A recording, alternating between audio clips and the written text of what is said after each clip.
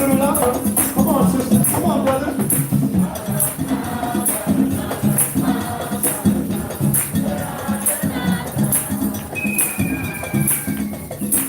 Come on, one more time.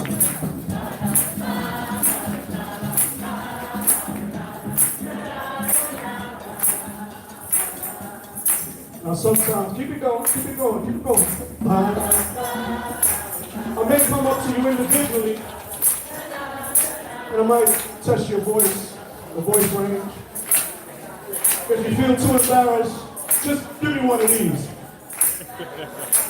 All right? Everybody knows the cue, right? If you don't want everybody to hear your voice, just give me one of these. All right? Now those of you who are daring, like maybe Eliana. Eliana, are you ready to sing today? Do you want to sing? Come on, I can't hear you.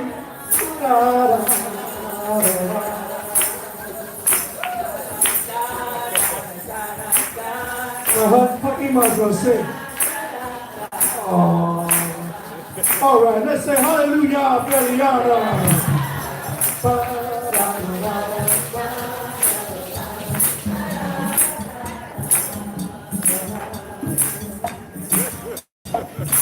Come on. You gotta feel good today. I want you to feel good today. God woke you up this morning. You didn't do it on your own. You hear me? It was the Creator who did it. That's why we say, I don't know how. He is the Lord of the universe. He is the only God. The only power. And there's no beside him.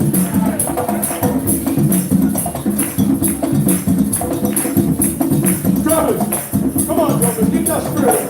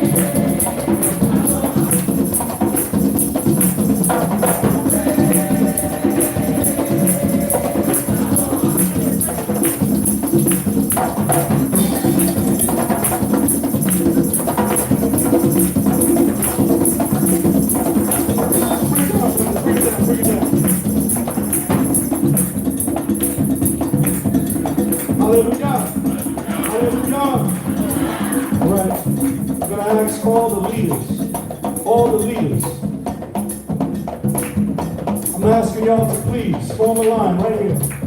Rabbi Shalem, you're going to start us off in the line. And the Torah will be right behind you. I'm asking all the leaders to follow along.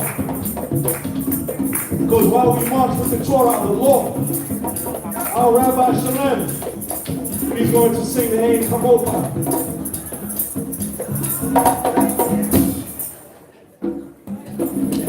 I want you to give the Holy One of Israel praise and thanks for leadership. Hallelujah.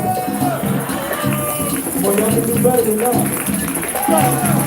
They're going to march around with the Torah. They're going to march around with the Torah. Symbolizing that these leaders, that they must uphold the Torah. Not only in their respective places, but in their homes. As all of us should. Do you understand me?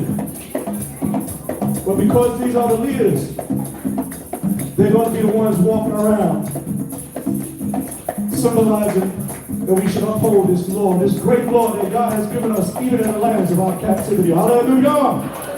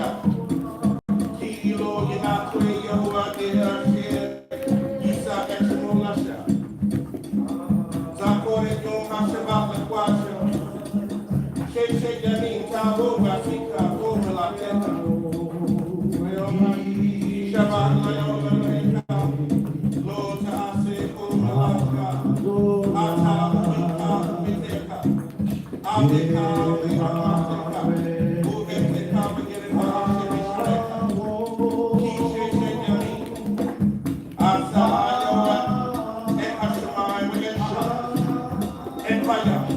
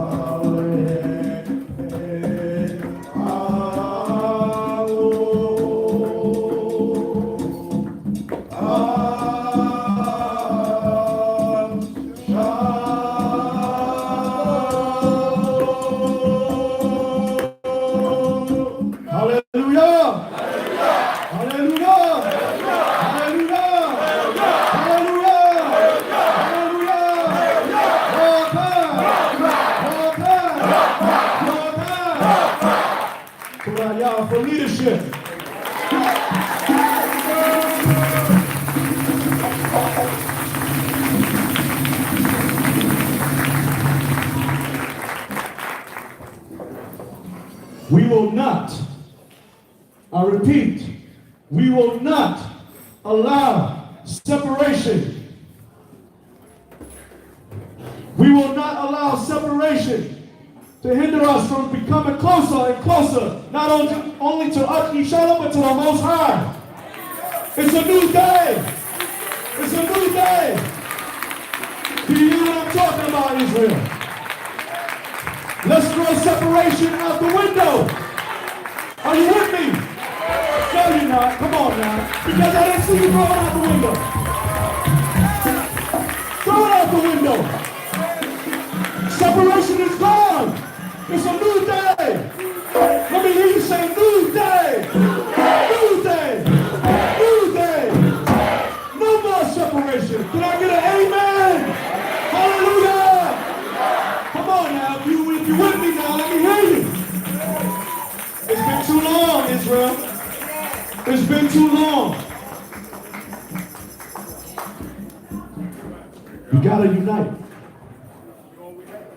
We all we have. You see what they're doing to our people out there? If we can't go to them, then who can we go to?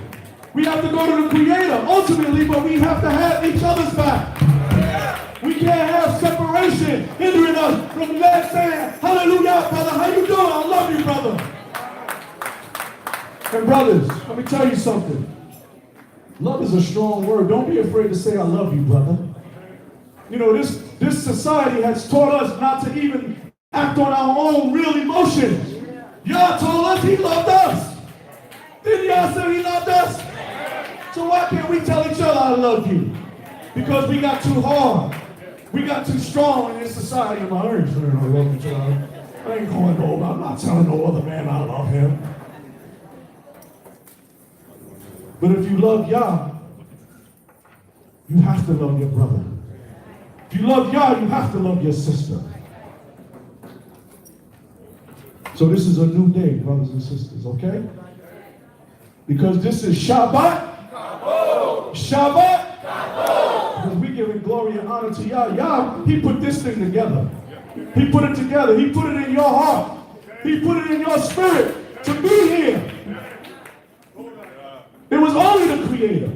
Sure, you say, oh, I'm going to be there. I'm going to be there in July. But Yah gave you the spirit to want to be here. Do you hear what I'm saying to you? If I'm not telling the truth, tell me to get off the stage. Am I telling the truth? Come on now. This is a new day. Where's Rabbi Shalem? Rabbi Shalem, sing a song for us. Come on. Whatever comes to your heart. And drummers, just follow me. That's all. Because you know what? This is not an ordinary service. I just want to let y'all know. This is not an ordinary service. You know, some of us, we have our places of worship. We have structure. We have Siddurim. We have, prayer book. But this is this is called a quarter bond. Can you say quarter bond? And in the Hebrew, most people think that word means offering, but really it's saying you're drawing closer. You're drawing closer. We drawing closer to who? The Creator and one another. And this is a quarter bond. You hear me? So sometimes you might see me do something out of the ordinary. Don't worry about it. It's okay. Don't call the paramedics. I'm okay. So Rabbi Shalem, please sing a song. Here are we because of thy goodness. Come on, Israel, you know it. For our soul we commit to thy hands. Help us please for thy promise, our Father. Our one for glory, rest to stand. I will help us to stand in thy glory.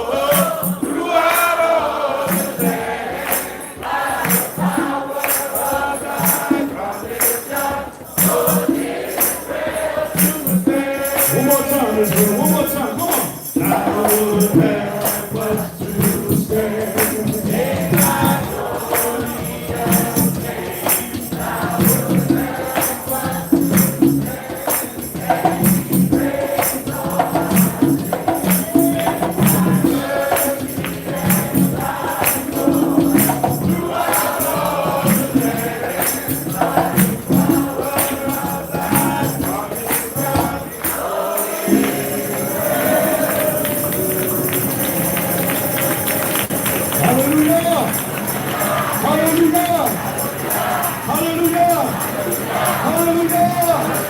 Hallelujah! More time! More time! More time! Where's my brother, Rabbi Chief Binyamin? Is he in the building? I told y'all, if I do something out of the ordinary, I'm okay. Don't call the paramedics. I'm just going to give the mic to my brother, Rabbi Chief Binyamin. All right? Because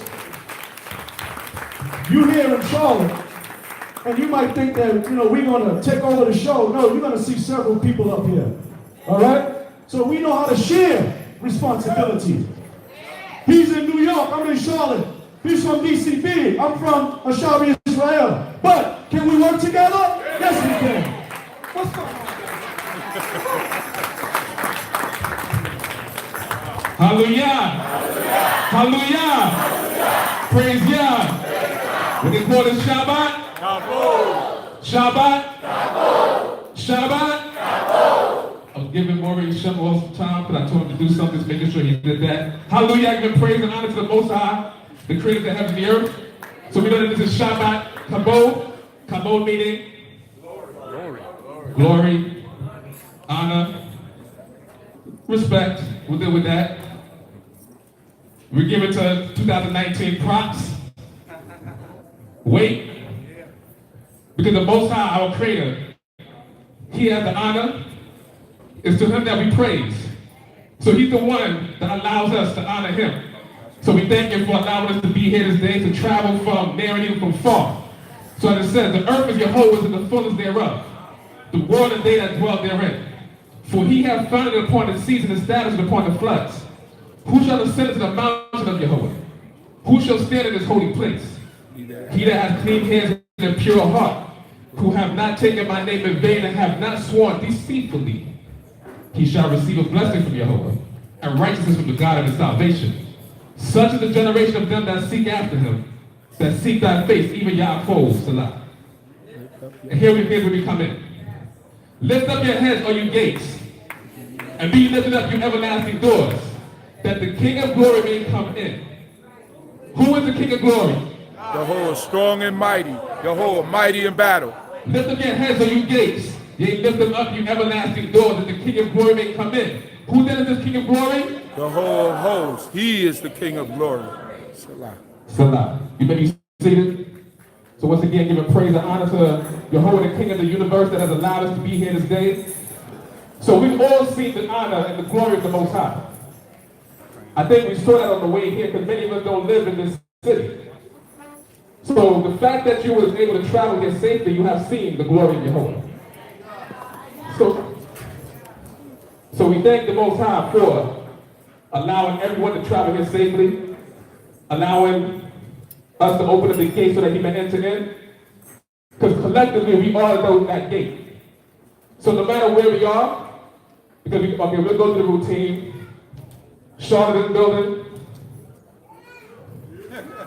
We weren't ready. Got people from Virginia. Got Portsmouth, Newport News, Raleigh, Norfolk. We got Georgia in here. Atlanta, Augusta, is it Goshen? We got Ohio in here. Cincinnati, Columbus, Dayton. I know New York is here. Brooklyn, Queens. That's all that matters.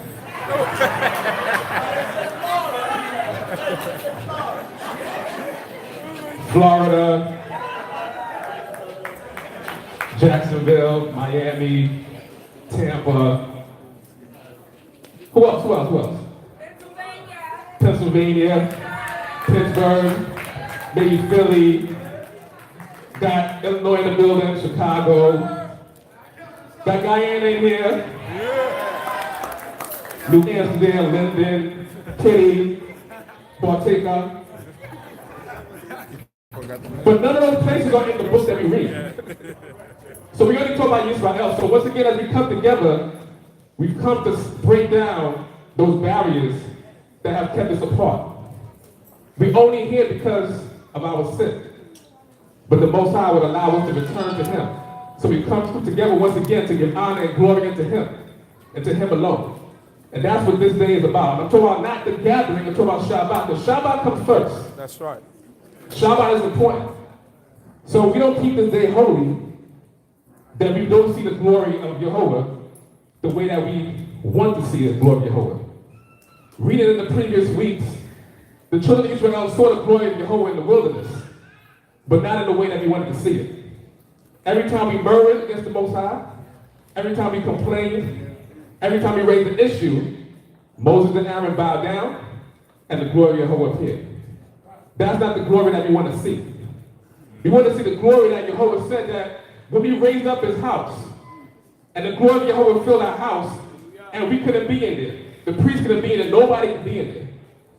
So that's the glory of Jehovah that we want to see. But once again, the only way that we're going to see that is if we collectively get together and serve Jehovah our God the way that He wants us to serve Him. Not the way that we want to serve Him, but the way that He wants us to serve Him. So it's incumbent upon us to make sure that we study His commandments, statutes, and judgments, and that we build upon that, live in the ways that He has commanded us so that we can move forward. So we thank Jehovah our God once again for this gathering, allowing everyone to get here safely. So we're going to move right along and we're going to hear from the sounds of love.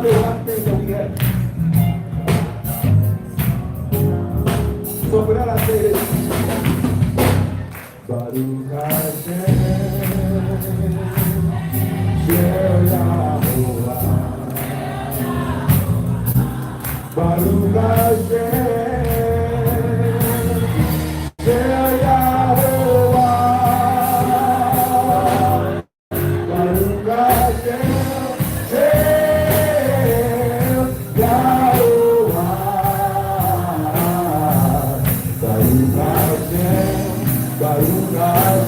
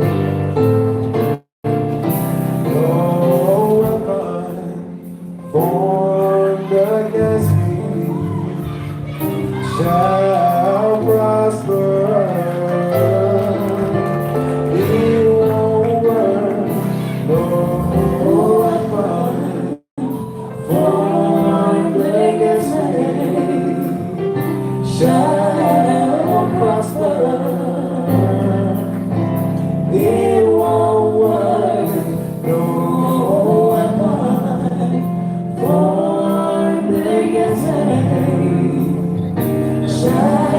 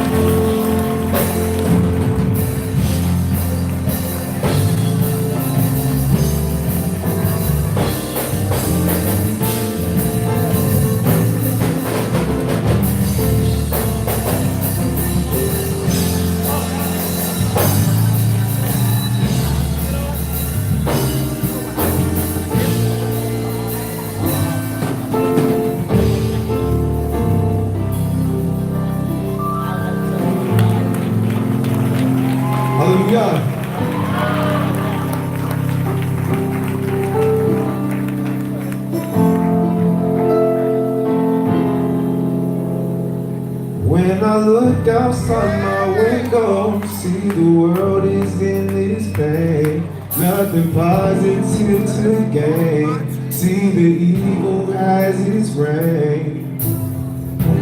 On this world, every little boy is one thing.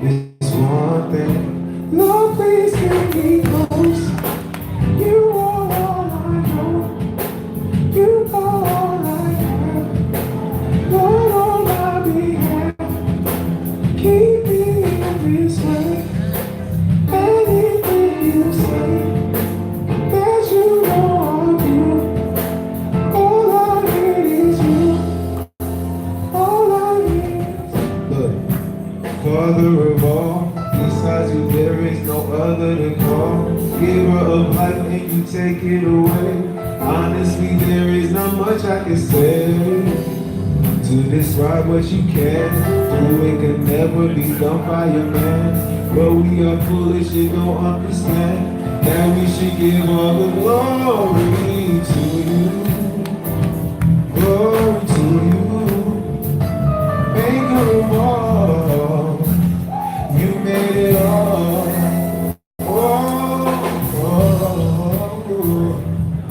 Father, hear my cry. Hold me close, hold me close. When you are down, no one around. You feel you're alone. You feel like you have no control over your life. Don't think you survive. Just look to the sky and say, Lord, please keep me close. You are all I know. You are all I have. Lord, on my behalf, keep me in this way. Anything you say, that you know I'll do. All I need is you. All I need is you. Father of all, besides you there is no other to call. Giver of life and you take it away. Honestly, there is not much I can say to describe what he can do. It can never be done by a man. But we are foolish and don't understand that we should give all the glory to you. Glory to you. Maker of all. You made it all.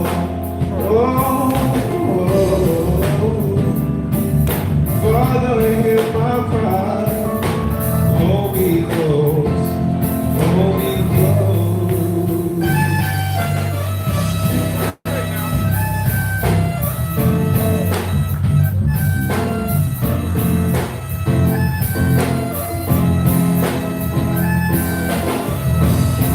Hey, y'all give it up for that. They killing it right now.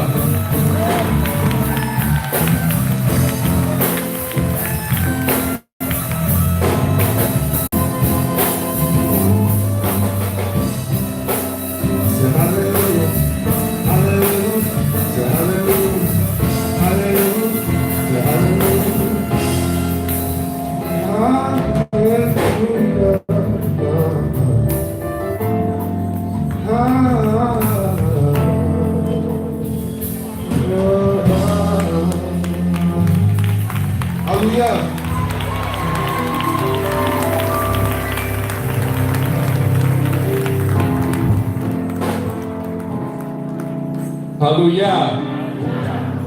Hallelujah. Gotta go louder than that. Hallelujah.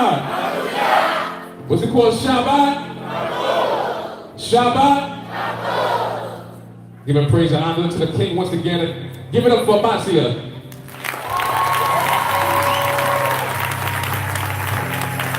See, y'all be looking outside. Y'all be looking at Chris Brown and all that stuff. We got talent right here. You see, Chris Brown said that he only liked the women with the nice hair. But I see some nice hair in here, though. We got to be proud of ourselves. Because if we're not proud of ourselves, then they're going to strip us and make us ashamed of ourselves. So we have to take pride in the fact that we are the children of Israel. That the Most High made us a special people. That He put all of that within us. And he wants us to take the most out of us and give glory and honor unto him. And I'm stalling because Maureen Shepard is not on cue. So, when you hear me talking, then you can just throw stuff up there. Ascribe unto Jehovah, all you sons of might. Ascribe unto Jehovah glory and strength. Ascribe unto Jehovah the glory due unto his name. Worship Jehovah in the beauty of holiness. And that's what we're here doing today. Everybody in here, y'all feel beautiful? I don't think y'all feel beautiful. Y'all don't sound like y'all feel beautiful.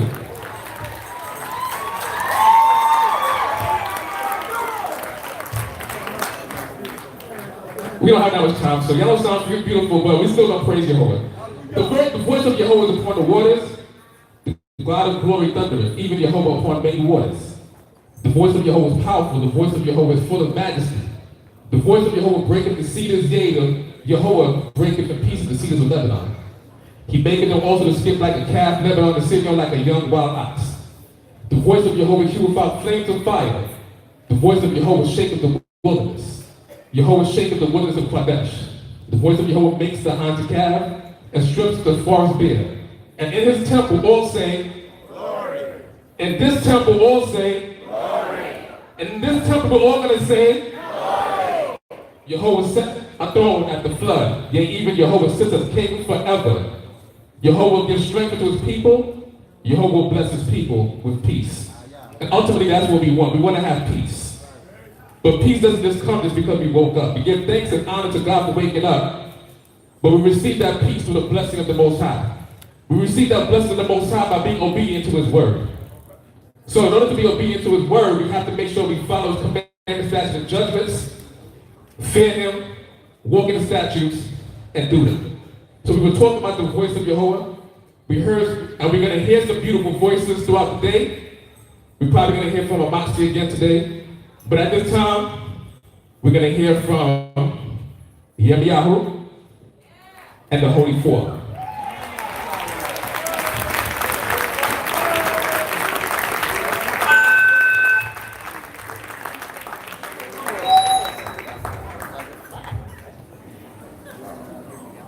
Shalom. This song that was written by the Holy Four is a song to have us being mindful of the time that we're here on this earth and what we're going to do with our time. And we know our time is limited. As the song says, man's life is like grass that wither away. Yes. So we want to make sure that while we're here, we're making the best of the time that we have. So we wrote the song, What You Gonna Do With the Time, and we're going to perform it for you all today. Hallelujah.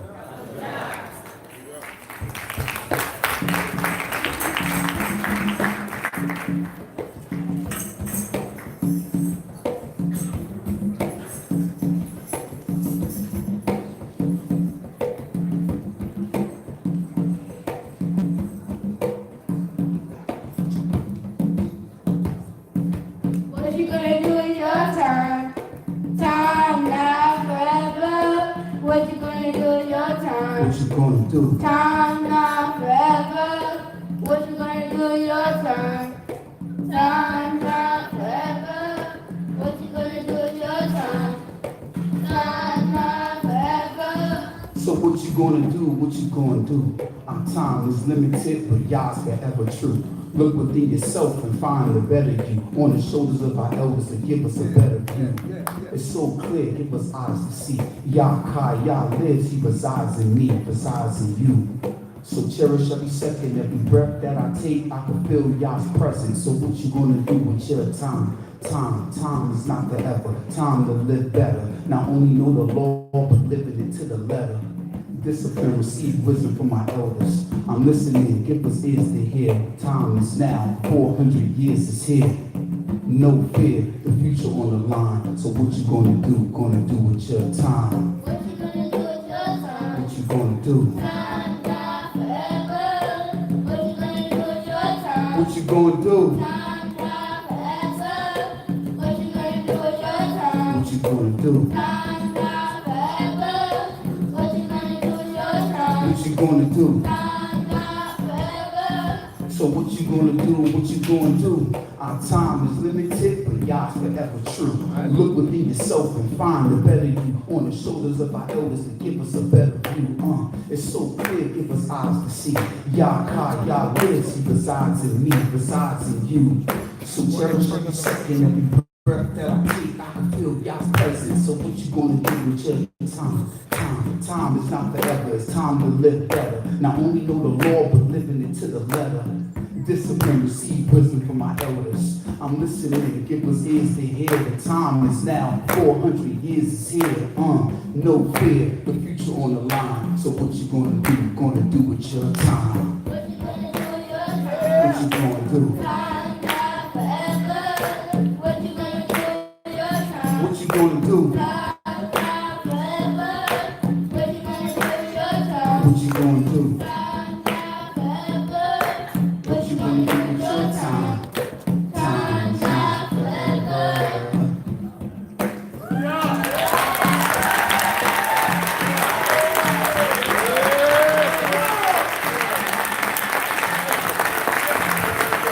Hallelujah. Once again, praise and honor to Jehovah, the King of the universe on this day. Give it up for the Holy Four featuring here in the Yahoo.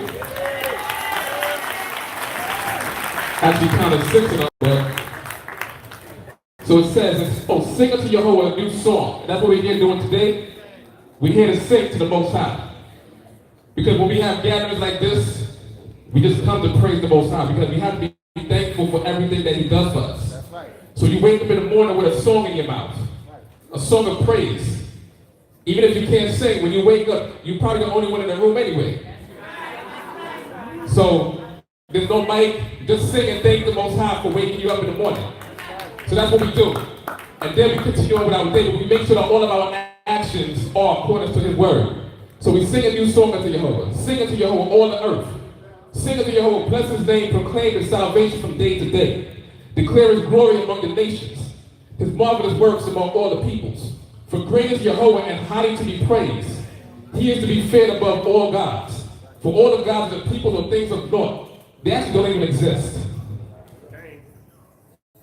So if anybody here is worshiping anyone else besides Jehovah, you can stay. Just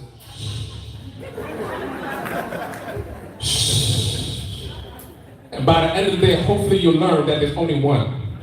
Only one king, only one creator, only one master. He's one. There's no one attached to Him. He existed before existence existed. He's alive now. When we're gone, He's still going to be alive. That's why it's incumbent upon us to make sure that our lives are dedicated to Him.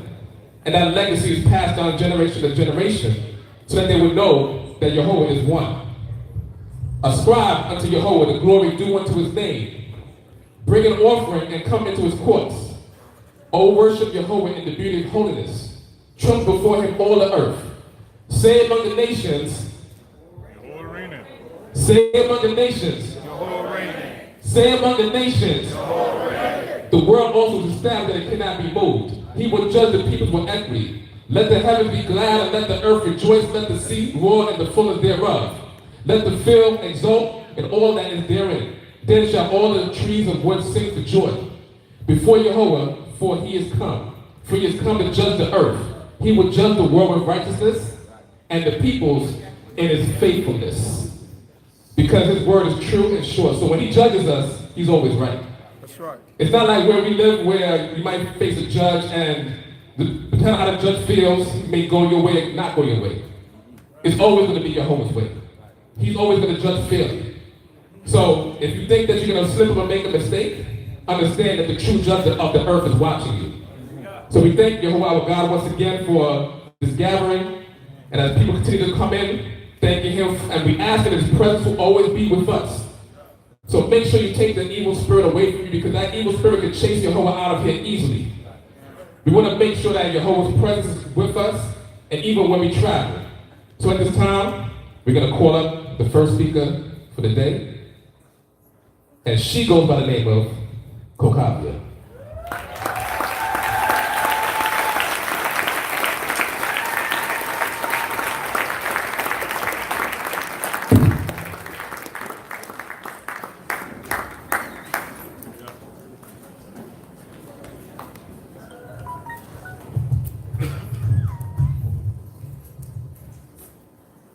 Shabbat shalom. Shabbat shalom. Y'all don't sound like the Shabbat has shalom to it. Shabbat shalom. It's kind of funny feeling up here, especially since the mic keeps dropping on me. Okay. Well, funny that they would call me up to talk about time. I don't know if I'm the right person for this job, and I pray that I will be able to get the message across in a timely fashion. Can you recall some popular phrases about time? It's about time. Time waits for no one. It's time to go. Time is running out. I wish I had more time. What about, it's taking too long, it takes too much time. You're wasting time. Is that time of the day? It's nation time. Yeah, that's a good one. It's nation time. That's always a good one. How about, what time is it? Timing is everything. Time flies when you're having fun. Y'all like that one? That one is real famous. How about time out? Time up. No time to waste. And how about this one? Out of time. Well, we have to understand that time waits for no one. And we are a nation of people who is running out of time. And I don't mean the next generation, I mean the ones I'm looking at right now. Because the next generation have all the time in the world. But we think we have all the time in the world. We don't have all the time in the world. So let's talk about a few common allocations about time. How do you allocate your time? What do you do? So I broke it down into 3 different categories. Free time, leisure time, and spare time. Okay, so free time are the hours of the day that you can do whatever you want. And my question to you is, if you had a job that had you on call for 24 hours a day, all day, every day, at any given time, they can call you. Is it worth it to you to keep this job? It's all up to you, but in your free time, whether it's work or what have you, you can do what you want. You make your own choices. Your leisure time is a lot like free time, but the difference in this type of time is that the time that you use for leisure is relaxing, vacation. You like going on vacation, right? Playtime, work hard, play hard. So leisure time is your, time you chill. Now the spare time, that's any extra time outside of the free time and the leisure time. And the older you get, the less of this you have. So you find yourself working more. There's no spare time. So I want you to understand that time is measured by moments and not clocks. So we look at our watch and, we say, oh, well, it's, what time is it now? 1:42. That means nothing to you for real. Not unless you were supposed to be to work at 1:40. And now you're just walking in the door and you're late. We'll talk about that later. But you have to understand that you must work with time and not against it. Because in reality, time is not on your side. And so we take it one day at a time. And this brings me to my point of time management. Okay, we talked about the different ways we allocate our time. But do we manage that time properly? Some of us work more than we play. Some of us play more than we work. Some of us just chill all the time and do no work or anything. You know? The point of this is that time passes. And we can't afford to waste time. We don't have as much free time as we think. And definitely no dead time. We have to learn how to spend our time wisely.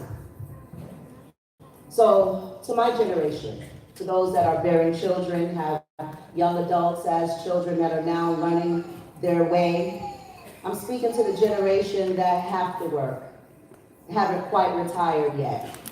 I'm talking to those of us that have to make time. My question to you is, if we went back in time to slavery, how would you change that? How would you be able to change what happened to us in slavery? Would you be able to handle slavery? Think about yourself and what you do in your time. Have you thought about the cotton gins, the cotton picking fields, the unforgiving cotton picking fields that our great-great-great-grandparents, they were able to survive those times as hard as they may have been. But the Most High did not make that time for us. This is our time. So there comes a time when you have to choose between turning the page and closing the book. Sometimes there is no second chance, no time out. Sometimes it's just now or never. Time is a gift that most of us, if not all of us, take for granted until it's too late. Now, I am speaking to all of us, and if you can understand me, from the youngest to the greatest one in here, what are you doing with your time? If you could imagine what it felt like to be your great-grandparents, just imagine how they would feel to watch what you're doing now. They have passed the baton to the next generation, and my generation right now is the bridge from the elders and the youth. We're in the middle. So we work more than anybody else. We're supposed to, at least, because this is your time. But I also want to speak directly to the youth, who the baton will be passed to very shortly. Because before you blink, you're going to be my age. Even though I still feel like I'm one of my children, I look at my children and know that I'm not one of my children. I'm not going to go too far back in time, like into Abraham, Isaac, and Jacob's time. We should know that history. We should know what their purpose is. We should have been able to pick up from the generation previous to us, i.e. our parents and grandparents, on what the mission is. What's the goal? Have you ever saw a race, a relay race, where they pass the baton, and there's a whole team that has the baton in their hand at one point. But what if one of the teammates drops the baton? What happens? We're wasting time, right? Because the goal is to get to the end in record time. The goal is known by every teammate. So when you pass the baton, we want to do it securely. Because if you're the one responsible for dropping the baton, you know at the end of the race, they're going to have some words for you in the locker room. Your fault. So if we drop the baton, we waste time to get to the goal at hand. I heard it's nation time. Well, it's always been nation time. But we forgot, lost our way, our energy, our courage. We lost our focus, our direction. Somebody dropped the baton. So we have to start all over again. I had a conversation one time with a dear beloved elder, Chief of Chiefs Naphtali. I asked him to be a surprise guest speaker on the prayer line one year. It was some years ago. And he obliged. He was happy to oblige. And the day that he was supposed to speak, he came onto the line, he dialed those numbers and the access code, and he waited. He was the first one on the line even before I was. And after his talk, which went pretty well, I loved it, I asked him, why were you there so early? We don't get started until 7:30 on the dot. He was there at least 5 or 10 minutes before I was. And I got there at 7:30 on the dot. He said, I was on time and you were late. I said, what? What do you mean? I was there at 7:30 on the dot. And I couldn't understand what he meant because I was on time. How could he be on time and I be late? And what I understand now is that he was saying he'd rather be 5 minutes early than 1 minute late. When opportunity knocks and you delay in responding, you run a chance, a risk, that when you are ready to answer opportunity, that opportunity will not be available anymore. You run that risk if you delay. So why delay if you can do it now? Why put off today what you can do tomorrow, right? Or why put off tomorrow what you can do today, right? I have seen in my short life lots of death, loss of limb, loss of life, loss of the path. People get lost every day. I know I would if I didn't have GPS in my phone these days. I would get lost. But when you lose your way and you lose your direction from the Creator, that type of loss can be dead loss. Maybe no second chance. No opportunity to reset time. And then we have to wait a whole generation. Who in here wants to wait a whole generation more than what we have to for freedom? Please let me see you raise your hand. Who wants to stay under the curse? Raise your hand. Somebody here wants to, right? Then if no one here has raised their hand, then we should be well on our way in our journey in record time to the goal of nationhood. I know this is about time, and I'm going to be brief because this time was a gift. There comes a time that we have no more time, and we have to hurry up. The Creator told us to gather ourselves together before the terrible day. Does anybody know when that will be? Do you have the time frame on that? So why are we acting like we have all the time in the world if you don't even know how much time you have? You have now. Now is the time. So I'm talking to the youth, the very young ones who haven't quite made up their minds yet about what they're going to do. I need you to look back in time to what your parents have done and your great parents have done. And you might want to crack a book open and go back to what Abraham, Yitzchak, and Yaakov has done. And I want you to grab hold of that baton and run. Run towards the goal of nationhood.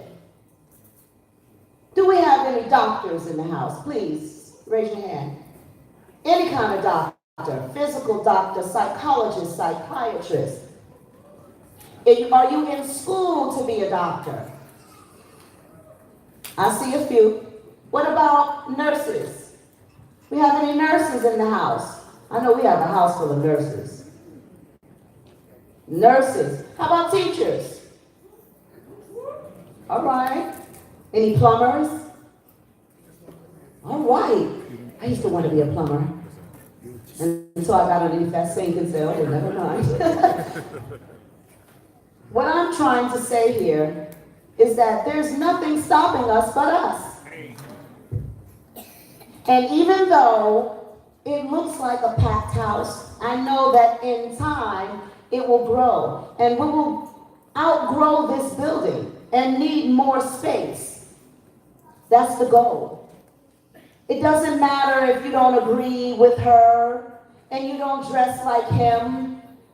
Time is nation time. So it's time that you accept that she's going to look different from you, and he's going to sound different, and she's going to walk a different way. But we are all Yisrael, and the Most High didn't want us to separate ourselves because we felt like it was high time I had my own, and I want to go over in my own corner. All these nurses, doctors, lawyers, teachers, plumbers have to work together. I just created a business.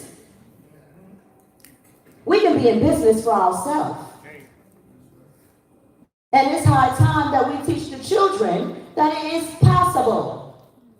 So put down, all you elders, your gripes with each other. Put down all your differences, all my generation. Put down all your stupid toys, little children, and come together and be a nation. Don't you think it's time? My power, the creator of heaven and earth, I feel for him. Because he sits back generation after generation, time and time again, and watches us squander opportunity. He's opened up doors. What do you think he did that for? So you can take your time walking through? See, time waits for no one. I speak to a sisterhood every morning. Every morning we get up at 6:30 in the morning and we pray together. 5 days a week, yes. We pray together. Monday through Friday. Prayer line.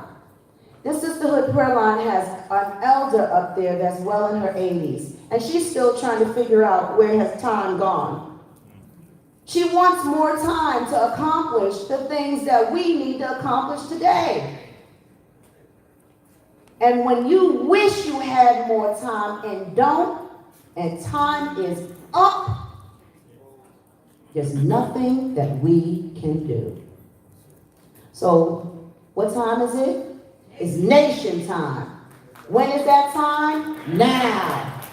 What time is it? Nation time. When is that time? Now. I'm out of time. Shalom Aleichem.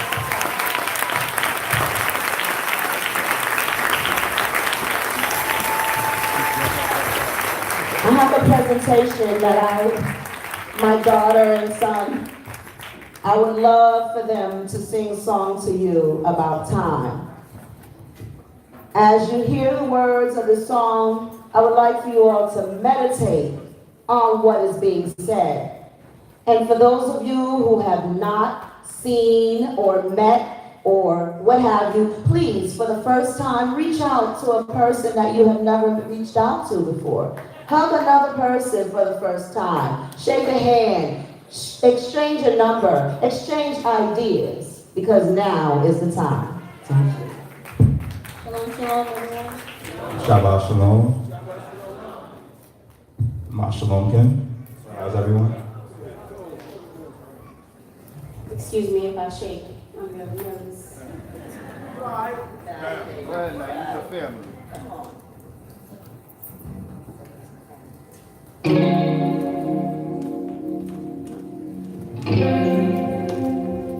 As you listen, take a look at the background. These are some of our elders. Their time is over. They passed the baton.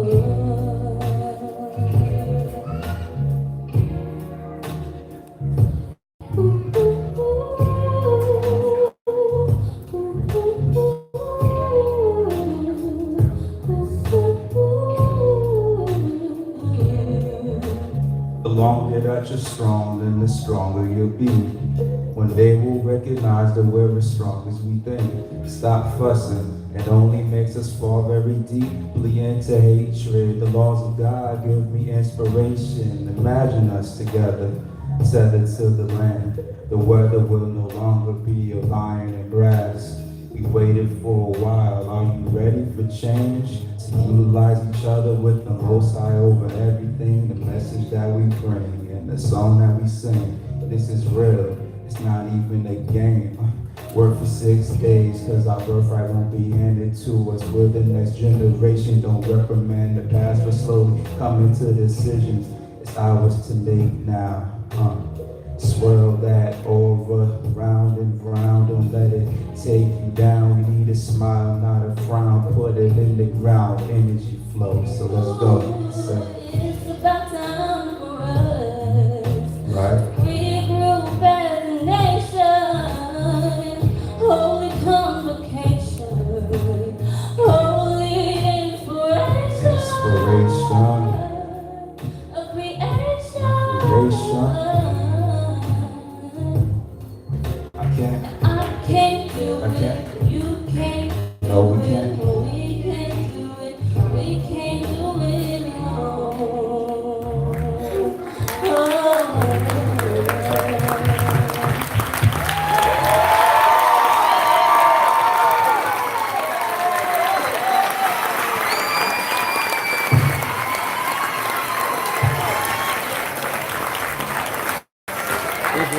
Hallelujah. Hallelujah. Give it up for them once again. As we see playing the talent of Yisrael. Once again, together we will display that glory that the Most High wants us to bring out in order to serve Him. So as we continue to move along with this is not a service. And that's the message that wants to be brought forth today, that this is not a service. This is a gathering, as Cohen Shaker said earlier. So we're coming together to praise our Creator, to thank Him for what He has done for us, and allowing us to live. And we have no time, as it was said. The time is now. So as we continue on, we're going to call up Rabbi Bathsheba.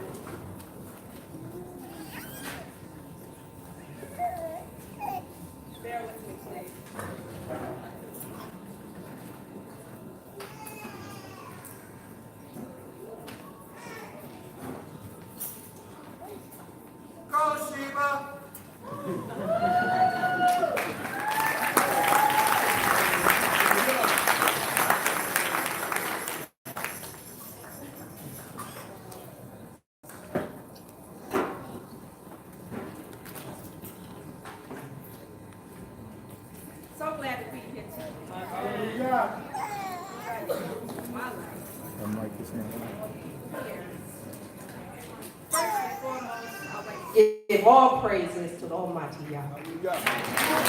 Hallelujah.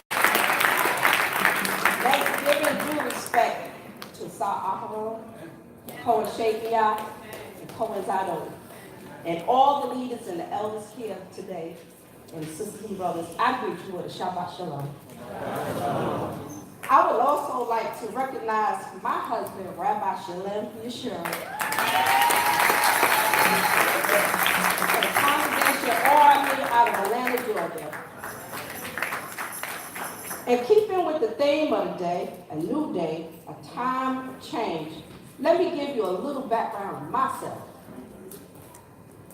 Being reared up in church, I was involved in a lot of different ministries, which allowed me to see many different changes throughout my years I was involved in. After being awakened to this truth, I'm telling you, this is a truth that I would never go back to that deity.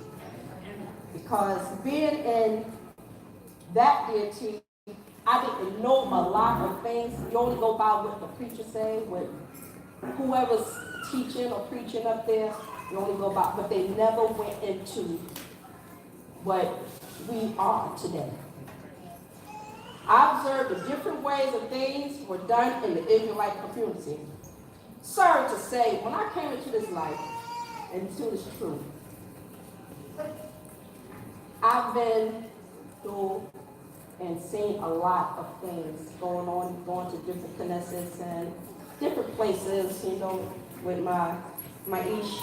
And it seemed like the same old.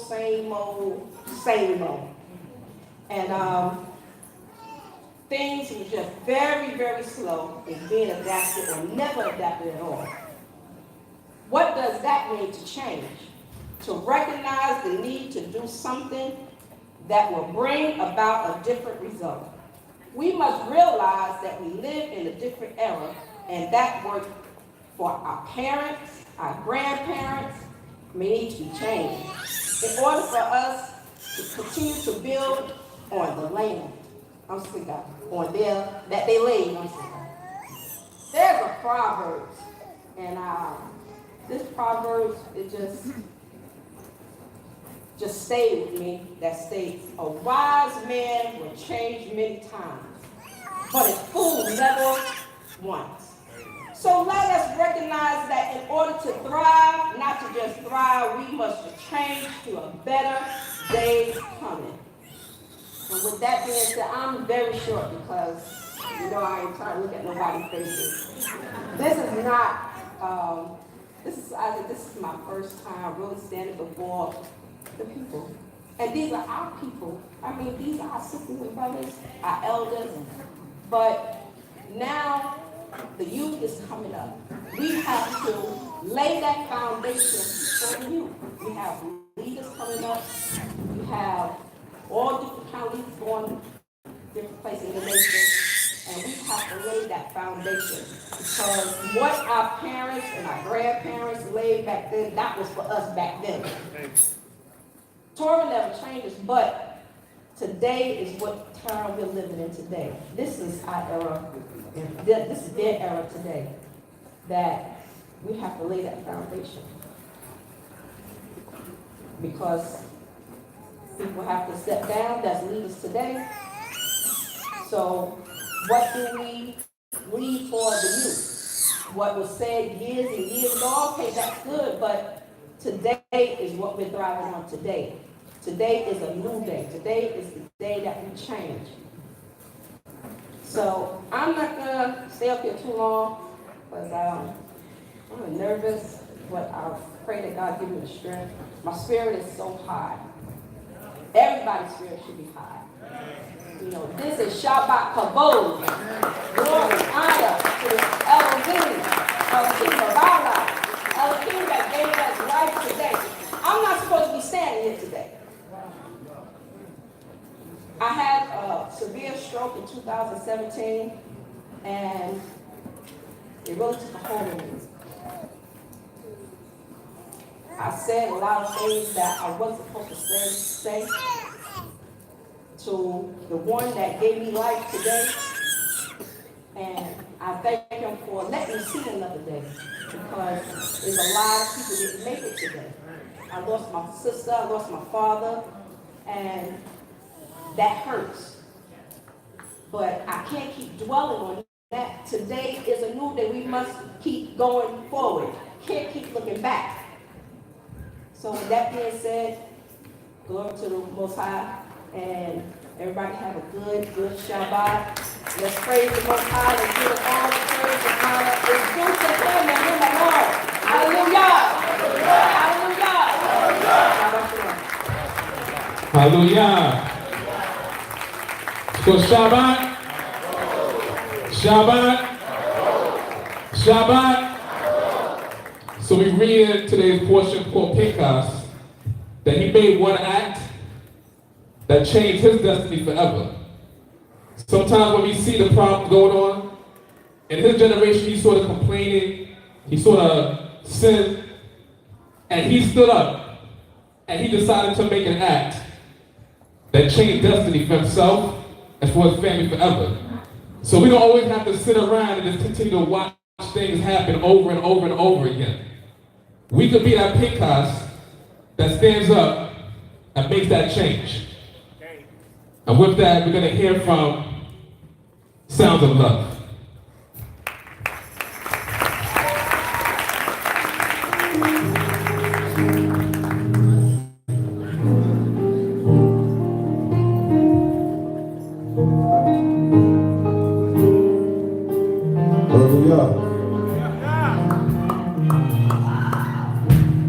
Many years of slavery made me full of pain, but the love that I have in God helped me maintain. You gotta free your mind from this mental slavery. You have to act divine in the Lord, in the love of God. We won't cry no more. We won't cry no more. We won't cry no more. We won't cry no more. We won't cry no more. We won't cry no more. We won't cry no more. We won't cry no more. I've turned my back on you for so very long. Now that I found you, I'm very strong. Now that the time has come, that I know my name, trying so very hard to erase this pain. You gotta free your mind from this mental slavery. You have to act divine in the Lord, in the love of God. We won't cry no more. We won't cry no more. We won't cry no more. We won't cry no more. We won't cry no more. We won't cry no more. We won't cry no more. We won't cry no more. Sorry, hallelujah.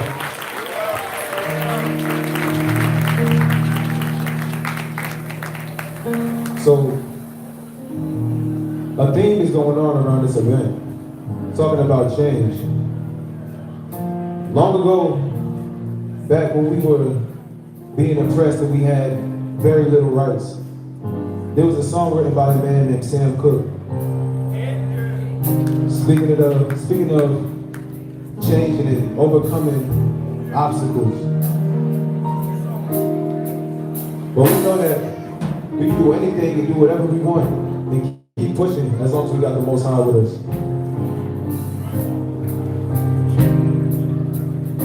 So I'm gonna sing this song.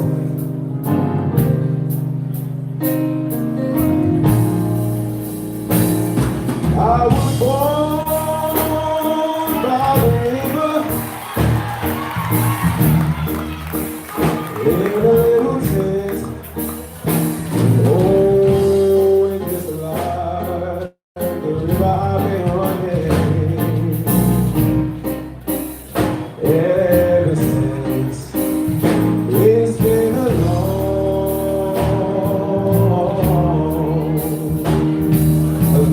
time coming, but I know the change gonna come. Oh, yes it will. It's been too hard living, but I'm afraid to die. 'Cause I don't know what's up there beyond the sky. It's been a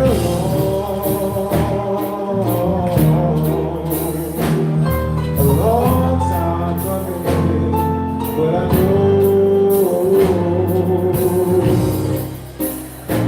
a change gonna come. Oh, yes it will.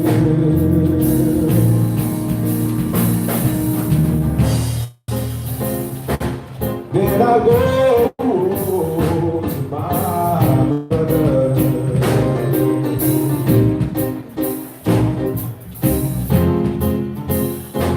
and I say, brother, help me please.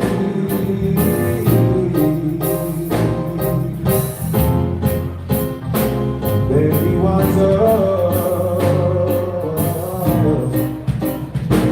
dying me. Down on my knees. Oh, there's been times that I thought I would last for long, but now I think I'm able to carry on. It's been a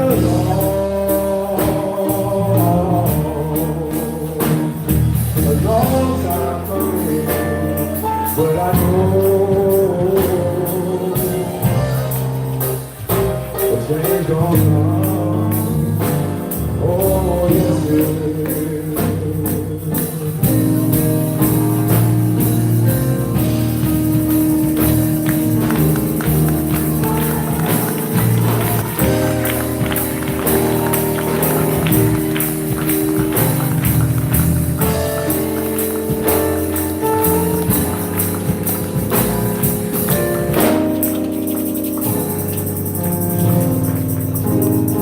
Shabbat shalom.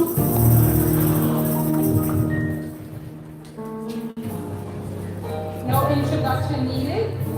This is the day that we're here to give glory and honor to the Most High. Let's give God a round of applause.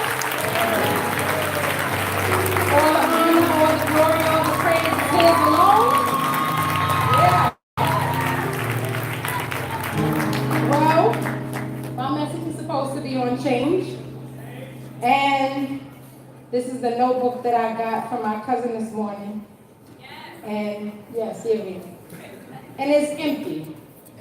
And then I jotted some things down in my phone and I forgot it in the car. So we just gonna be winging it today. I want to start with, on the vein of change, us looking at our family structure and changing the way that we have been in the past. So what I want to start with, I'm going to start with a poem. And this poem is from the women in the nation of Israel to our men. Okay? So y'all got to trust me because y'all haven't heard the poem. So I'm representing good. Don't worry about it. All right? I'm sorry. I'm sorry for not being feminine, for being way too independent, for making you my point of resentment. I'm sorry. I'm sorry for my failure to see that contentment was right before my eyes, perfectly embodied in my man standing 6 feet high. I was not happy. And I feel like this was your responsibility most naturally, to make me happy. Because that's exactly what my mother believed. It's like this runs in women's genes, and we often believe that men only have sexual needs. I'm sorry for not recognizing that you wanted to cleave to words like, baby, you can achieve anything. Ishi, when you speak, I believe everything. I am so blessed to conceive your future energy. Even when we argue, no, I am not your enemy.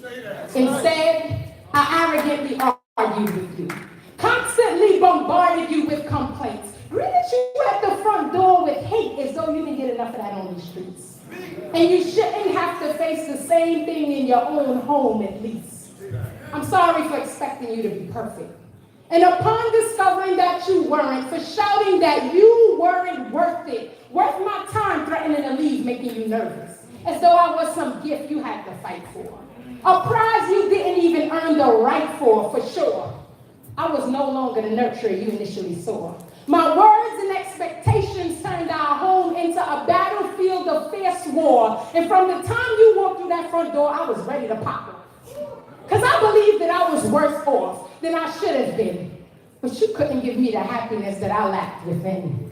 And so, our marriage was decaying. Simply because I wasn't a little more patient enough to allow you to grow, to develop your craft, to chart out your path. See, we are all victims of the same system, that Willie kinda lynching, just tension, all day in our homes. Husband gotta get stoned just to wanna come home. He's hated in the streets, hated in every seat he sits in, and comes into an angry wife bickering over all his shortcomings. Tell me who rises from the dust with no help to get up. If your other half doesn't trust you, who will? If your other half doesn't feel for you, who will? If your other half doesn't build you, who will? And so, I'm sorry. I'm sorry for taking so long to see that I was your worst enemy. I'm sorry for not recognizing that you were heaven sent, but I had the part to play in creating a heavenly experience. Please allow me to add my soft feminine touch. I could love you enough to discard of the false strength of Willie Lynch that he strategically gives black women after turning our men down to nothing. And so our roles are reversed. This is the Willie Lynch curse. Baby, we're sorry.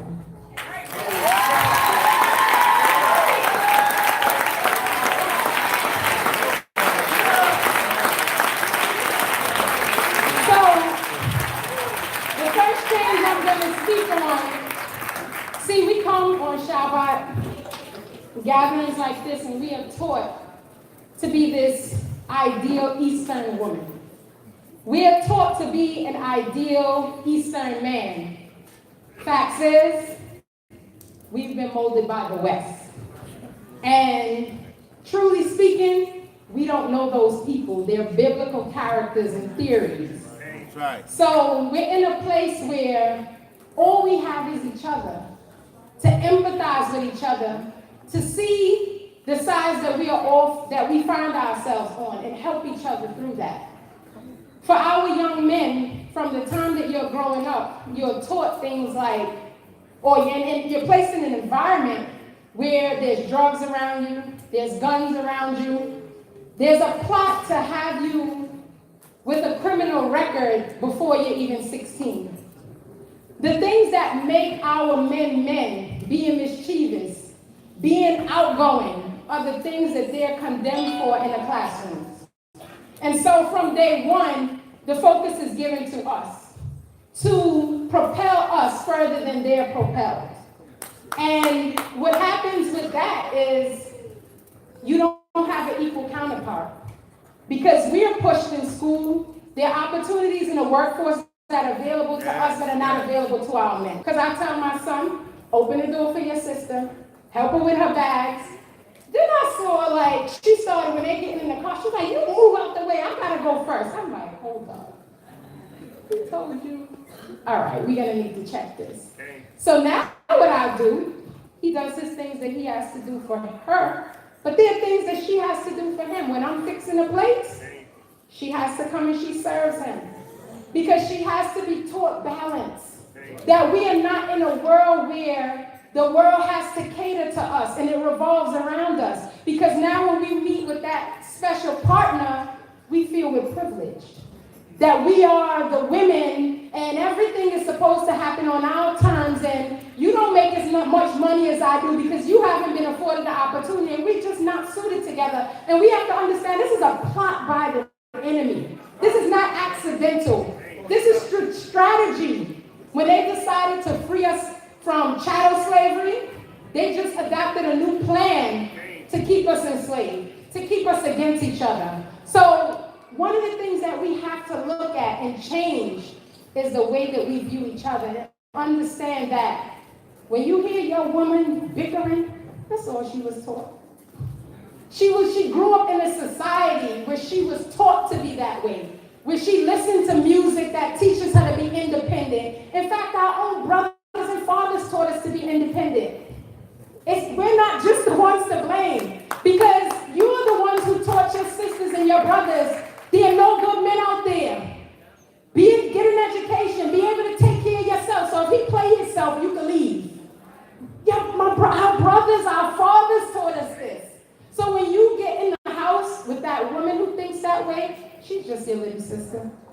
She's just your mother that thinks the same way that this society has brought us up to think. Can you empathize with her? Can you go in the room and calm that steam off and say, we just got to get rid of the nigga in us. That's all it is.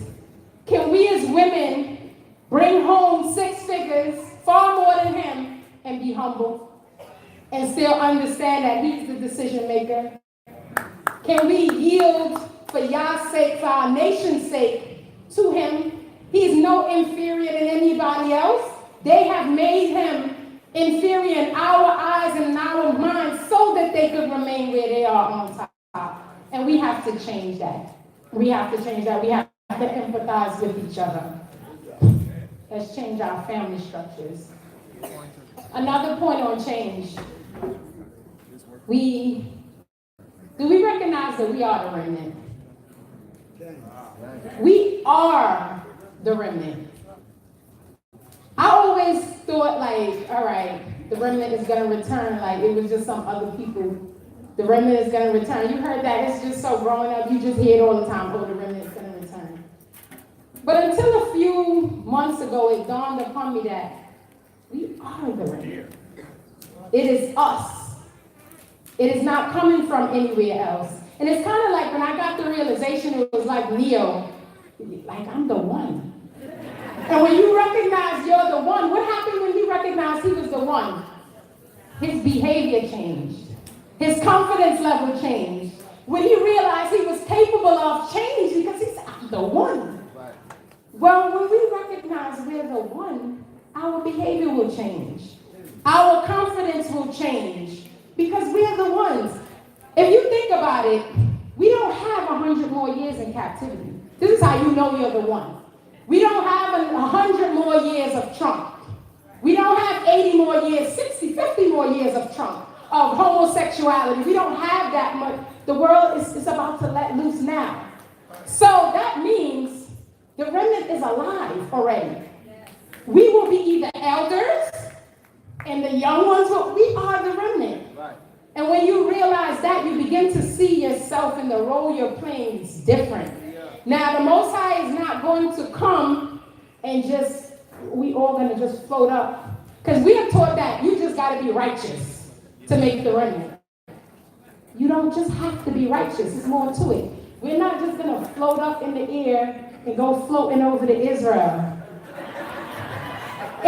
Going to Israel is one of the most expensive trips. You got to save your money and go.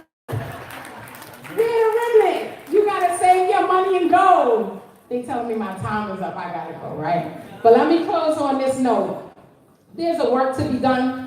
There's building that has to be done. Put your hands in, build Goshen, Bill Rockstone. We are the remnant all day. Understand that we have to do it. There's no other people coming. We're the remnant. Love each other, encourage each other. Make sure that the people in your inner circle feel that they're capable of anything.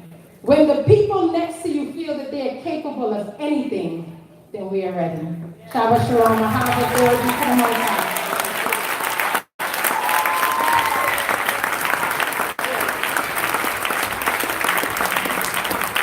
Hallelujah. Hallelujah. Shabbat. Shabbat. Gotta make sure y'all got that energy still flowing. Make sure that the energy that the Most High has given us is still flowing, because we're hearing some good messages today. We are one. See, collectively we are one. See, Jehovah God, He is one by Himself. He doesn't need anybody else to become one. But we together are one. And if one of us is messing up, then all of us are going to fall apart. So it's a collective effort that we need for all of us to be one. One mind. That's what we have: one God, we have one Creator, one King, one Master, and we are one servant together. So as you can see what's going on today, the way that everything is structured, you have an all-female cast going on today in terms of the speakers. This next statement I would hate to say. So you're going to see today that the brothers are going to sit down. Okay, they said it's time for the brothers to sit down, so the females can rise. I'll pay to say that though. So next up, we're going to hear from Kamania by Sa'aron.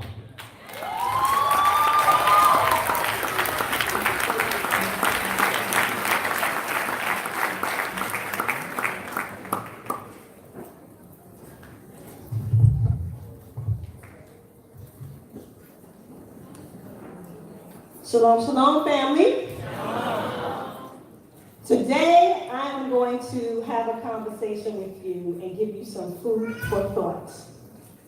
Pun intended, because we're going to be talking about lemons. Oh, where'd they go? We're going to be talking about lemons.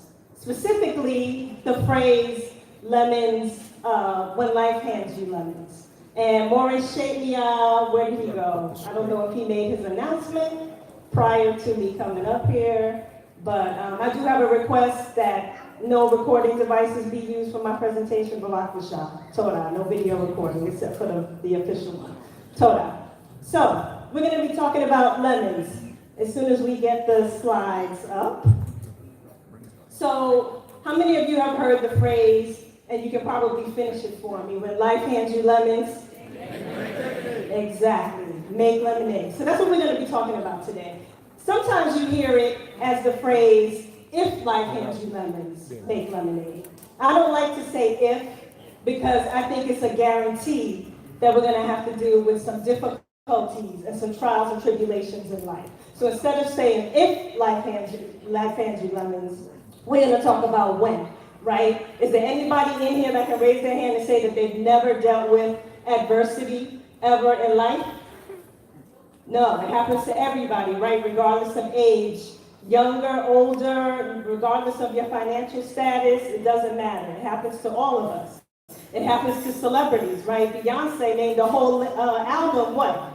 Lemonade, talking about her trials and tribulations. So she's not the only one. She's not the first one, and she's not going to be the last one. So what I'm going to share with you are some options, some things to think about when life hands you those lemons. And sometimes they don't come to us looking like this nice, pretty basket, right? Sometimes it's painful. Sometimes it feels like those lemons are just getting thrown at us. Kind of like that scene in The Wizard of Oz where Dorothy goes to pick the apple off the tree. And what happens? They get mad and they start throwing the apples at her. Sometimes it feels like life is throwing the lemons at us. It hurts. It's painful. But I want you to think about what we're going to talk about today, and what I want you to take away from this is when you get those lemons, what are you doing with them? What are the options that are available to you, and how you're going to use them to turn the situation from something negative into something positive, okay? So that's how we're going to go through our conversation today.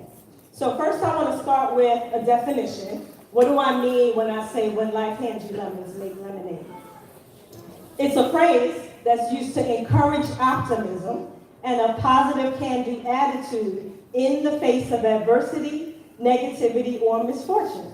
The lemons suggest the sourness or difficulty in life, and making lemonade is turning them into something positive or desirable. So you're taking a negative situation and trying to flip it into something positive. One of the things that I don't like about the phrase, when life gives you lemons, make lemonade, is that it puts you into a box. It basically gives you one single choice of what to do with those lemons once you have them. And I don't like being put into a box. I might not have a choice about receiving the lemons, but I definitely have a choice what I'm going to do with them when I get them. So that's what I want you to think about is, okay, I'm going to have trials and tribulations. I'm going to have situations that I have to deal with. How am I going to deal with it? What is the choice that I'm going to make once I get those lemons? And there's so many different ways that situations come up in our lives, right? You can have health challenges. Maybe you lost your job. Maybe you're a teenager and you're applying for colleges and you don't get into your first choice. Maybe you're a young kid and your parents are deciding to move away and now you've got to make all new friends and start all over again. Maybe you're an entrepreneur and your business is failing. There's so many different ways that situation can manifest itself. But we're going to think through, okay, once that happens, how am I handling it? So first we're going to start with the obvious option, right? When life hands you lemons, you're going to do what? You're going to make lemonade. So what happens when you're making lemonade? Well, you don't just use the lemons, right? When you make lemonade, you need what else? Sugar. Sugar and water. Exactly. So you're adding onto the lemons. You're taking the resources that you have and adding onto that. But even when you take the water and the sugar, if you put water and sugar and lemons on your kitchen counter, it's not going to make itself, right? You still have to put in some work. You still have to put in some effort. So that's the first part of actually making the lemonade. You got to roll the lemons, you got to taste it to make sure it's sweet enough. And it's the same thing in real life. If we use the example of when you lose a job, the job doesn't just appear magically. You got to update your resume, you got to apply for jobs, whether that's in person or online. You have to go on interviews. So there's definitely some work that has to go into the situation. The other thing that you need is that you've got to know that those additional resources, that water and that sugar that you're going to add into those lemons are going to be there for you, right? So either you already have them or they're going to come from someplace else. And where does everything come from that we have? Yeah. The Most High. So you're going to have that trust and faith in the Most High, knowing that either He is going to provide for me what I need, or it's going to come, or I already have the resources that I need in order to make that lemonade. Sometimes you don't have the resources that you need. So going back old school, not just making lemonade, but making Kool-Aid, back in the day, you would pour that Kool-Aid, you got your Kool-Aid, you got the water, you pour it in the pitcher, and then you realize what? You don't have no sugar. Exactly. So what happens? You go to somebody else, right?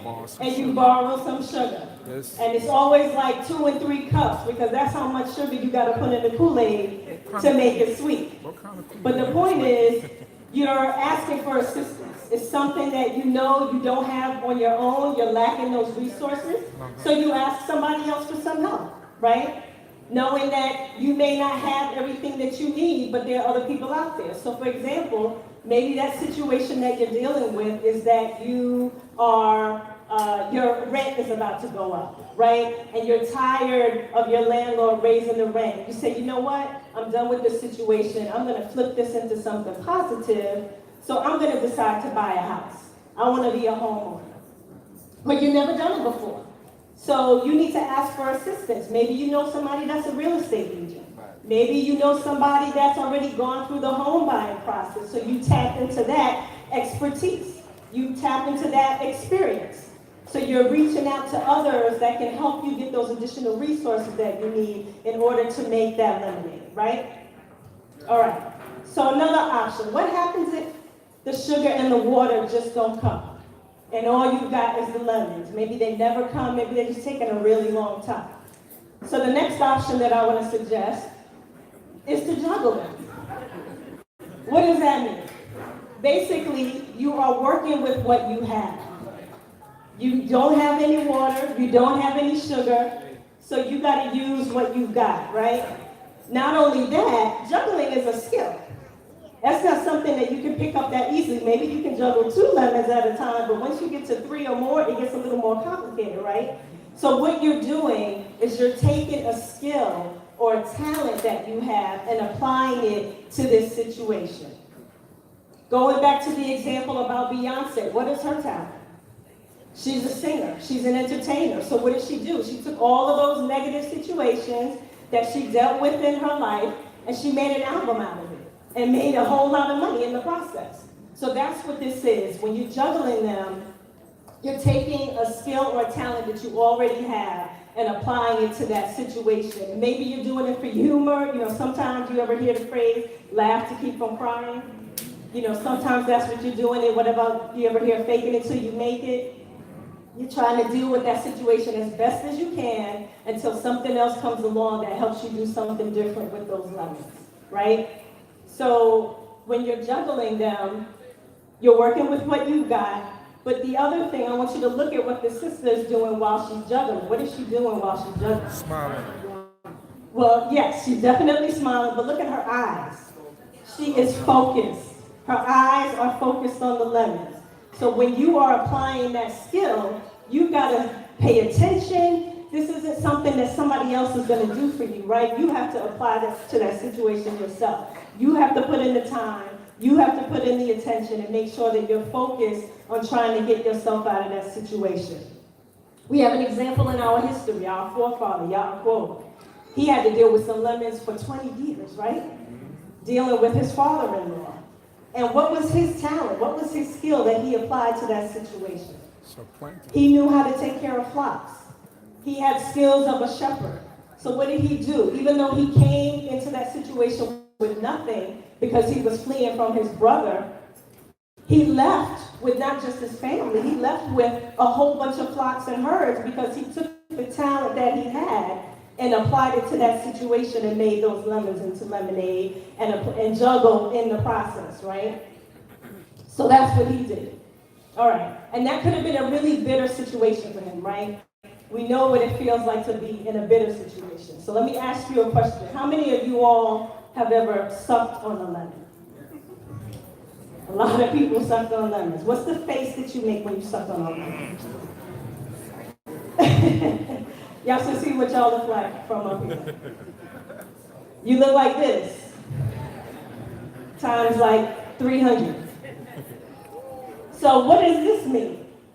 This is another option that you have if you get some lemons to suck on them.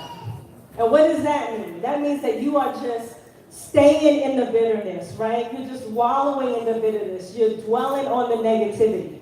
How many of you know people like that?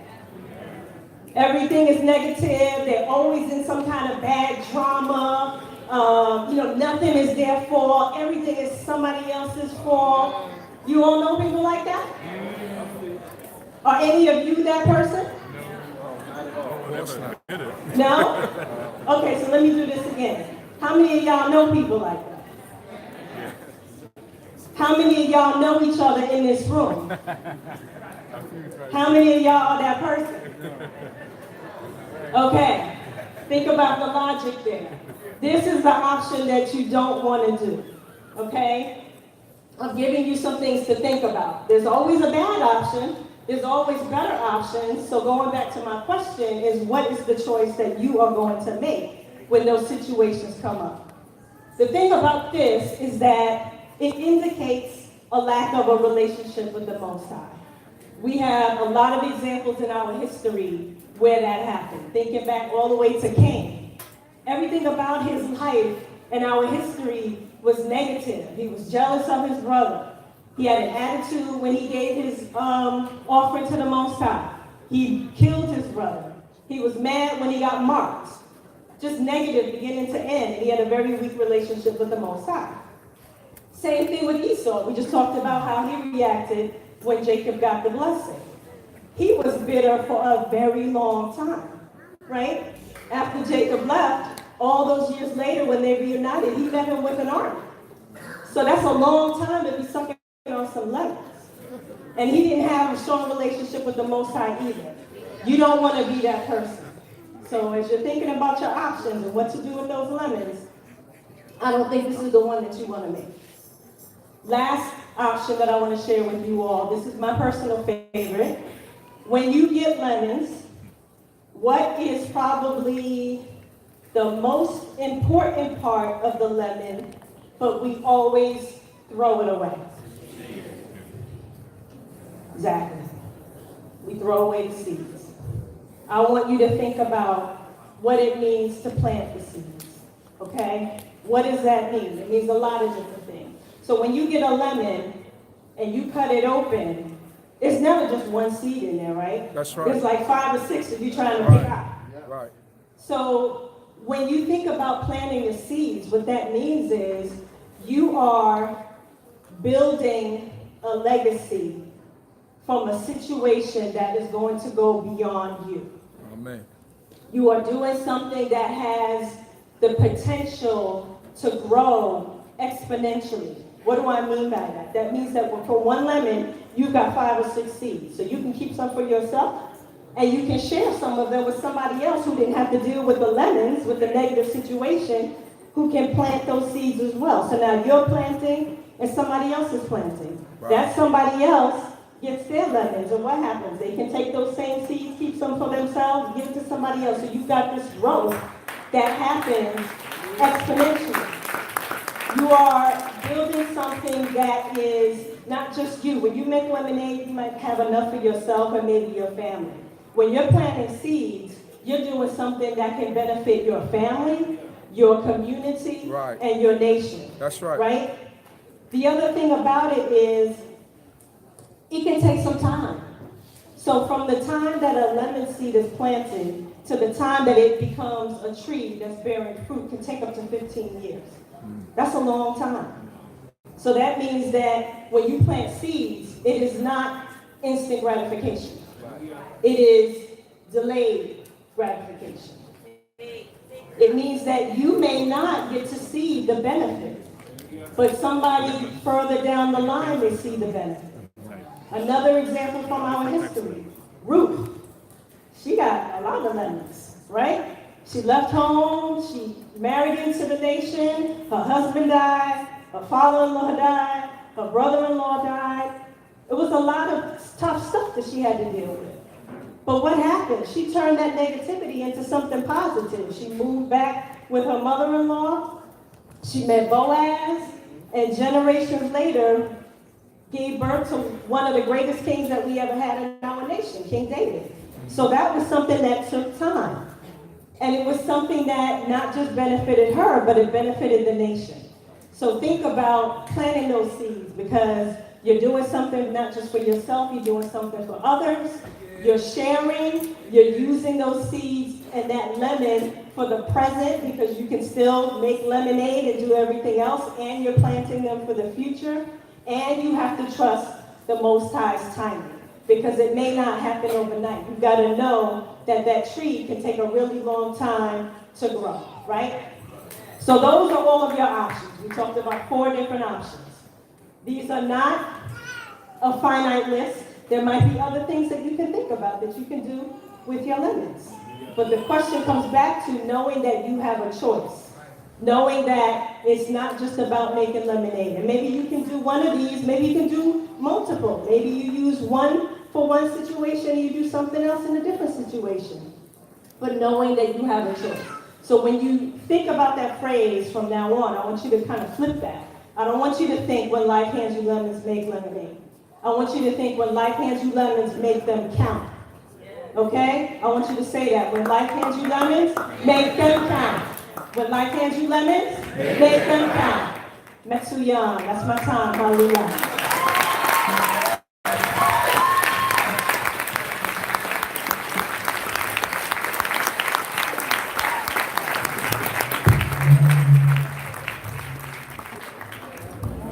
So when speaking about lemons, it's that time to eat. So when life gives you lemons, Time to eat. so once again, we do thank the Most High for the gathering that we have here today. The Most High has definitely planted that seed. So we give honor to the memory of our fathers that went before the Most High raised up our fathers Abraham, Yitzchak, and Yaakov. We thank the Most High for allowing us to endure those years in Mitzrayim, but He brought us out. Just like He will bring us out of this captivity once again. But the Most High already began that process even on this side of the waters. So we give honor to the memory of those that went before us. So we honor the memory of people such as Rabbi Matthew. Hallelujah. We honor the memory of people such as Rabbi Ford. We honor the memory of people such as Rabbi Yirmiyahu. And there are numerous people to name even in that generation. But we also give honor to those that we knew directly. We know about Cohen Levi Mendel. Hallelujah. So we give honor to him, his memory. Give honor to the memory of Mori Mishael. Hallelujah. Give honor to the memory of Nasi Yaakov. Hallelujah. Give honor to the memory of Mori Yosef. Hallelujah. So we thank the Most High. There's numerous people. You can throw some names out there as well, because there's numerous people that went before us that planted that seed so that we are the people that we are today. And then we have people that are still alive today that still planted that seed for us to be here, but we thank the Most High God for their lives. So we have numerous leadership in this building today. Start off, Chief. He was sitting right there, where we know the chief first support, Mr. Zulu. Hallelujah. He also was sitting there, Nasi, Sarishna Ben Yehuda. My crown prince, hallelujah. I got a brother here from Chester, South Carolina. Go Healy. Come on. Hallelujah. We got our brother all the way from Chicago, Cohen RD. Y'all heard him sing earlier today, Rob Chanel. Hallelujah. I don't want to forget about my brothers from d.c.b, Chief Okwana. Yeah. All these brothers count. Come on, I want to hear the clapping and the roaring and the, you know. I know how y'all do that at the Beyonce concert. Being that you mentioned d.c.b, also mentioned, he might not want to get this respect right now, but he's responsible for a lot of the information being disseminated that we know about today, that Chief Uziel Below. Hallelujah. I want to go over here, Chief, to my brother, Maury Yiftah. He's sitting and standing in the cut, but you know what? Maury, don't even try it. I got another brother over here, Maury Baruch. Y'all can't forget my brother who calls our dope now. Come on now. All right. And I saw Naaman. I walked right past him. Saw Naaman. I see right here, he's stuck right in Maury Yoel. Hallelujah. I think the most obvious man, he's going through a lot of things right now. Got Nasi Kez in the building. Hallelujah. Hold on, Chief. I got one more. I gotta get this. This is my brother right here, boy. This is my brother from another mother. Come on down. Hallelujah. And right next to him, another brother, Cohen Eliel. These are my brothers from GT. These are my spiritual brothers. I want y'all to know. And he was sitting back here, but saw our own. Hallelujah. He's making lemonade. How ironic. Right now, he's making lemonade. Come on here. And I'm standing right here next to Nasi Hashabah. I'm standing in front of me. I can still see him. Hallelujah. Let's go that side, because he's going that side. You got it. I'm following your lead. When life gives you lemons, follow Chief.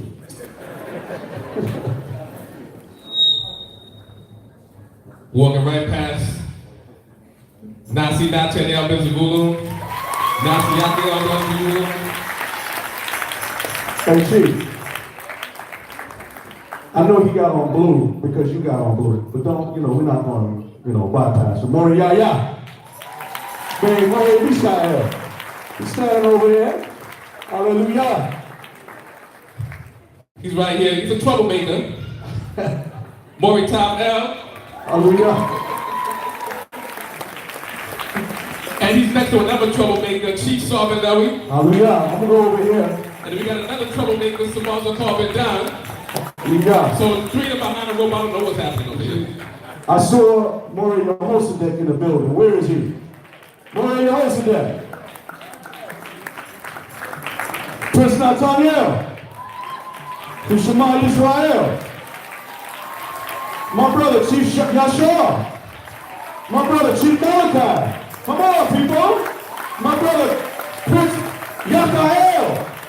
Come on now. But we're not going to neglect the sisters.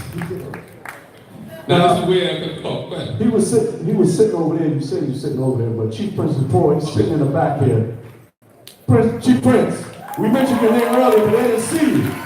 Chief Prince Paul. Before we get to the sisters, we got the voice that's known all throughout Yisrael. Adon Yatniel. Yes, sir. Greatest reader of all time. What can I say? This is where you gotta help me out, because I don't know a lot of names on this. Oh, I got you, man. I know you can remember about Shaver. That's the name we all know. Hallelujah. A lot of y'all ate her cakes, a lot of the food that she made. Oh, yeah. And then to make sure that I get some cake and food later on, my mother's in the building. Okay, what are we going to advertise? So since you don't advertise, my mother-in-law is here, the way to tell you, and she has her solo tonight. And I know some of you had it yesterday. She had the solo, the lemon ginger, the strawberry, the mango, and what that was, that food, delicious already. Come on, man. Sorry if you missed out.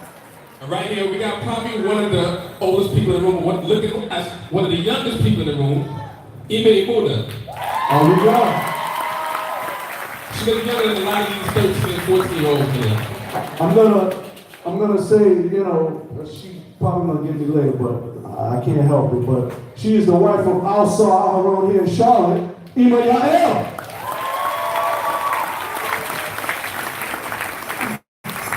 And one of the elders on our council here, Ima Mutsada. Well, so, guess what, y'all? She just coming off a knee operation, and look at her. No pain, no nothing. She's doing great. Hallelujah. That's the power of the Most High. She comes strutting in here. I ain't got no pain today. Hallelujah. Ima Malka's in the house. And she'll call me Mikael. All the way from Guyana. Can't forget about the red and net. Israel. The red and net. Hallelujah. Get me some of those today. And we have a bride to be soon. She's going to be walking down the aisle soon. In Arizona. And Albert Kirby is in the house. I know he's back here somewhere, but Albert Kirby, stand up. Hallelujah. They're going to be getting married, y'all. Okay, I got to do this. She's going to kill me, but I'm going to just take my chances. I'm just going to just plop right next to her. Amy Rivka, I love you. Can you say that again? Say that again in my ear. She said, you know you're in trouble. And we can't forget about Amy Yapolia. Hallelujah. It's two of her that we have Chief Azari, got his brothers, and she alone probably got like 40 grandchildren between all of them. And that's probably why half this room is full right now. And we got Maureen Abrams right here. What's it? They're pointing in the wrong direction. I don't want to forget one of our elders in our community. She's been around a long time. I don't want to forget about her. Ima, I'm sorry. Ima, I'm sorry. She used to make the beautiful garments for the Kohanim back in the day. Hallelujah for Ima Zan. And we have Ima Yaakobeh. Where is she? Hallelujah. Come on, Ima. I'm going to speak right here because this is another elder that doesn't look her age. We got Alicia now. Hallelujah. That's one thing about Israel, guys. We age gracefully, but we don't age at all. But we don't look our age, I should say, in this cool way. But like I said, through the grace of the Most High, He's allowed us to have the strength to even look the way that we are, have the strength that we have, and to continue on. Because if you think about the other nations, at 29, yeah, they got wrinkles, and y'all see the Olsen twins, and they just turned 30. Shoot. We can't do this, man. So we're gonna do. Imatare just walked in the house. And Well, we definitely gonna hear from her later. oh yeah, and I'm standing next to one of the most beautiful queens in the world, and her king is on the other side. Abu Yoroy, please stand up. And Imadina. Hallelujah. Abu Yoroy, I still want some pizza. He makes some good pizza. And if we forgot anybody, just plain coin shake me out. And you know what I'm going to do, right? If you come to me, I'm going to go like this. All right? The red is to tell you. Hallelujah. Good to see you. All time up but a good time. Hallelujah. Y'all time. And to all of you, young, old, hallelujah. Hallelujah. Give yourselves a hand.